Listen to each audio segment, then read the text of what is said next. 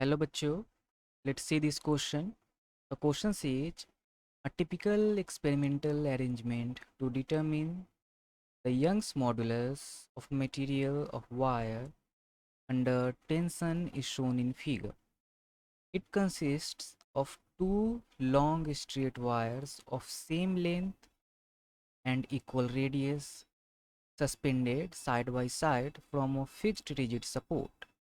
The wire A, called the reference wire, carries a millimeter main scale M and a pan to place a weight. The wire B, called the experimental wire, of uniform area of cross section and also carries a pan in which known weights can be placed. Vernier scale is attached to a pointer at the bottom of experimental wire B, and main scale is fixed to the reference wire A. With reference to the above description, which of the following statements is correct? Statement 1. The elongation of the wire is measured by the vernier arrangement. And statement 2.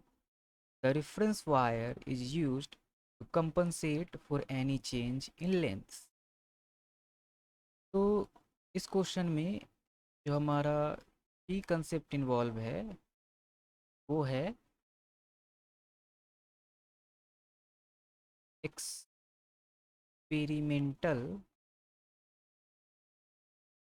Experimental determination of Young's modulus of a wire. कैसे एक wire के Young's modulus को experimentally determine किया जाता है? हम उस material का एक वायर लेते हैं, उस वायर को हम एक रिजिड सपोर्ट से टांगते हैं। अब ये जो हमारा एक्सपेरिमेंटल वायर होता है, जिसे फिगर में वायर बी कहा गया है, इसी वायर की लेंथ का और इसी वायर के रेडियस का एक दूसरा वायर हम लेते हैं और इसे रेफरेंस वायर कहते हैं। दोनों वायर से हम पैन लटकाते हैं। अब हम जो रेफरेंस वायर होता है उससे हम एक मेन स्केल लटकाते हैं, मेन स्केल इससे एक लगाते हैं, और जो हमारा एक्सपेरिमेंटल वायर होता है उससे वर्नियर स्केल लगाते हैं। ये जो हमारा अरेंजमेंट होता है वर्नियर स्केल का, ये होता है इलोंगेशन नापने के लिए। तो हम एक्सपेरिमेंट कैसे करते हैं? हम सबसे पहले दोनों वायर्स पर, रेफरेंस वायर पर और एक्सपेरिमेंटल वायर पर, दो छोटे छोटे वेट्स डालते हैं ताकि दोनों वायर्स जो है वो स्ट्रेट हो जाए।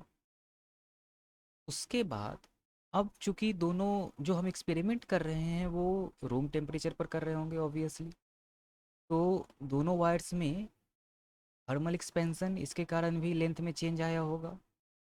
तो इस मोमेंट पर जब हम दोनों वायर्स पर छोटे छोटे वेट रखते हैं और वो स्ट्रेट हो जाते हैं, इस मोमेंट पर हम थर्मल एक्सपेंशन के कारण जो चेंज इन लेंथ है वो रेफरेंस वायर में नाप लेते हैं, और वही वैसा ही थर्मल एक्सपेंशन वायर बी में हुआ होगा।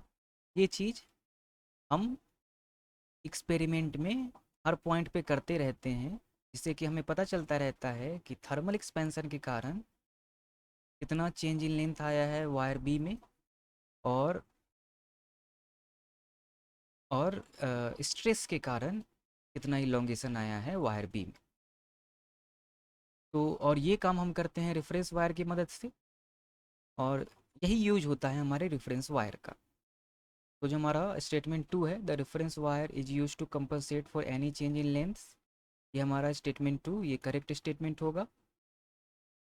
अब हम नापते कैसे हैं यक्स मॉडुलस?